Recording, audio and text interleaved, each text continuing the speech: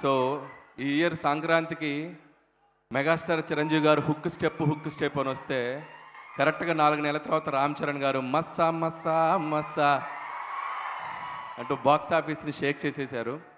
And ఈ success నిజంగా ఇప్పుడున్న క్రైసిస్కి ఒక థియేటర్ సిస్టమ్స్లో కానీ డిస్ట్రిబ్యూటర్స్లో కానీ ఎగ్జిబిటర్స్లో కానీ ఒక ఆక్సిజన్ లాంటి ఒక సక్సెస్, ఒక బ్రీత్ ఇచ్చింది.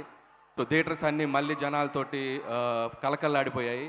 సో ఫస్ట్ ఆఫ్ ఆల్ అందుకు గాను పెద్ద టీం అందరికీ biggest congratulations. Much needed success టాలీవుడ్కి. సో అందుకని నా బెస్ట్ విషెస్ చెప్తున్నాను.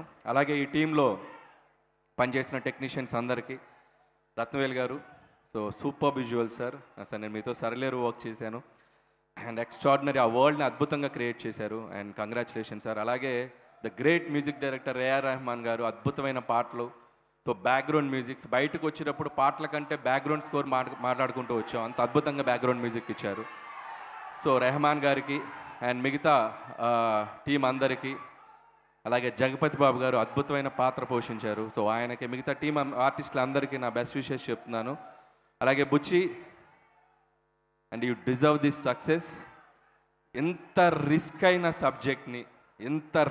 సబ్జెక్ట్ని అంత స్టార్డమ్ ఉన్న ఒక హీరోతో చేయటం అనేది మామూలు విషయం కాదు. So hats off to your guts. చేసి ఒప్పించి మెప్పించావు, ఇది నీకు ప్రజలు ఇచ్చిన సక్సెస్, దీనికి ఇక తిరుగులేదు. హ్యాపీగా ప్రశాంతంగా బజ్జావు నువ్వు బుచ్చి. అండ్ ఆల్ ద బెస్ట్ బుచ్చి, నువ్వు ఎంత కష్టపడ్డావు ఈ సినిమా గురించి ఐ కెన్ అండర్స్టాండ్. అండ్ హ్యాపీగా ఈ సక్సెస్ని ఎంజాయ్ చేయి. అలాగే సుకుమార్ గారికి, ఈరోజు ఈ సక్సెస్లో పాటైన సుకుమార్ గారికి గుడ్ ఈవినింగ్ సార్. ఈ సినిమా సక్సెస్ ఈరోజు మెగాస్టార్ చిరంజీవి గారి రాకతో ఈ సక్సెస్ ఏదైతే జర్నీ ఉందో పరిపూర్ణమైపోయింది. సో చిరంజీవి గారికి కూడా ప్రత్యేక కృతజ్ఞతలు ఇక్కడికి వస్తున్నందుకు, ఆయనకు కూడా. అండ్ ఇకపోతే mega power star Ram Charan గారు ఈ సినిమా కోసం ఏం చేశారనేది 4 ముక్కల్లో చెప్తాను. ఆయన కొండలెక్కాడు, కండలు పిండారు, దుమ్ములో దొరిలాడు, బాక్స్ ఆఫీస్ దగ్గర దుమ్ము లేపారు. So I can say. And అలాగే ఈ సినిమాలో ఒక గద పట్టుకున్న ఒక పోస్టర్ ఉంటుంది రామ్ చరణ్ గారిది, అది చూస్తే నాకు ఒక హనుమంతుడిలాగా అనిపించారు.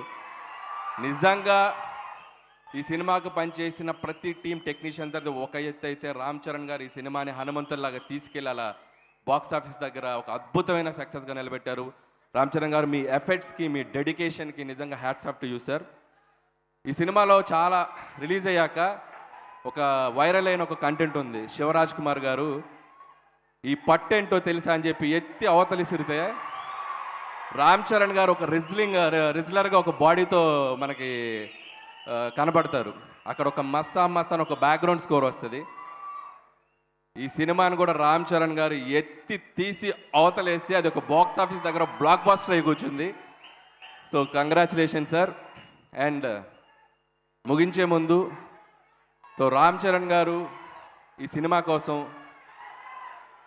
ఎలా కష్టపడ్డారనేది ఒక 2 ముక్కల్లో చెప్పాలంటే, ఒక డైరెక్టర్ తను ఒక డ్రీమ్గా రాసుకున్న ఒక కథని, ఆ పాత్రని నమ్మి దానికోసం ఒక బ్లడ్ పెట్టి పనిచేశారు. అలాగే ఇలాంటి ఒక పాత్ర దొరికినప్పుడు తండ్రికి తగ్గ తనుడే కాదు, తండ్రికి మించిన తనుడు అనొచ్చురా బాబు అన్నంత అద్భుతంగా పెర్ఫామ్ చేశారు.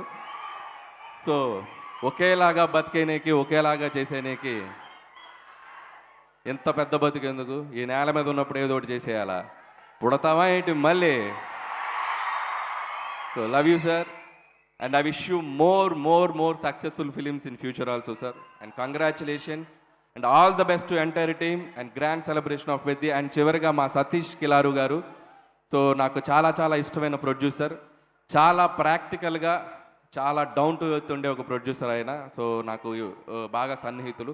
ఆయనకు కూడా ఇంత పెద్ద ఒక డెబ్యూ ప్రాజెక్ట్ తన బ్యానర్లో వృద్ధి సినిమాస్తో ఇంత పెద్ద సక్సెస్ వచ్చినందుకు ఆయనకు కూడా నా బెస్ట్ విషెస్ చెప్తున్నాను. వన్స్ అగైన్ టీమ్ అందరికీ my best wishes and enjoy this success and all the best. Thank you guys. Thank you sir.